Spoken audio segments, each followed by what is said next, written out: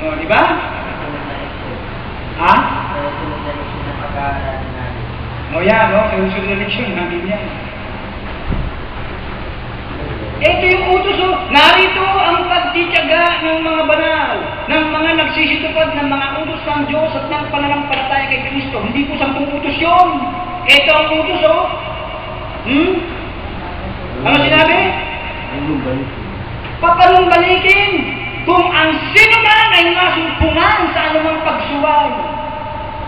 Papanumbalikin mo. Hanggat hindi bumabalik yan, papanumbalikin mo. 14 ng Roma 15, alalaya ng mahihina.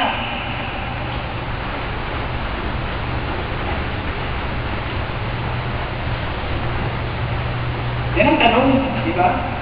Kaya nga dyan naiisip natin tuloy yung mga sinasabi ng ibang kapatiran natin. Nawawala yung diwa ng pagiging kapatiran natin.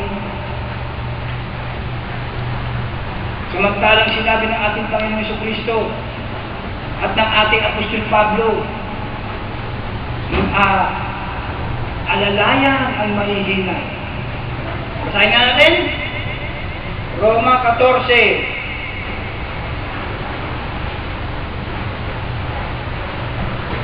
Datapwat ang mahina sa pananampalataya ay tanggapin ninyo, hindi upang pagtalunan ang kanyang pag-aalinlangan.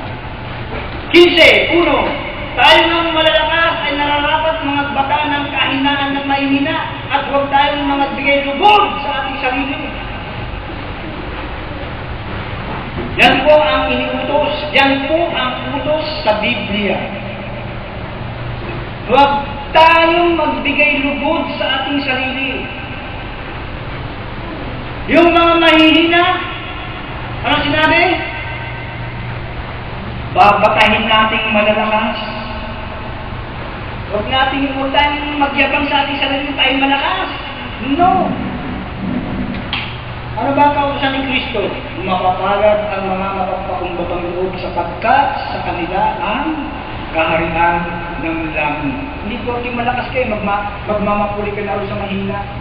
Hindi porke malakas ka, hindi porke elder ka, hindi porke pastor ka. Expert na yan. No! Nawawala ang diwa ng pagiging iglesia ng Diyos dyan. Nawawala ang diwa ng pagkakapatiran dyan. Dili mo, aalisin mo yung kapatid mo. Ang utos dito, kapadang balikin. Asan ang diwa ng kapatiran dyan?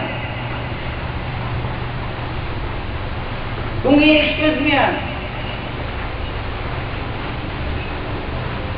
masunod lang yung bylaws.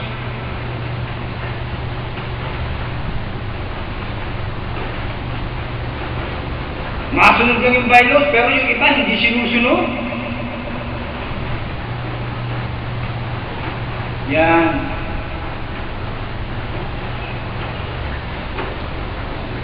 Si Kristo nga, sabi niya, hindi ako naparito upang humatol.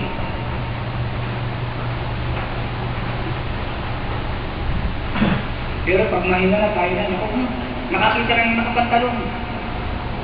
Nagyayabang kayo. Ha? Tinaguan ko nga. Hindi pwede yun.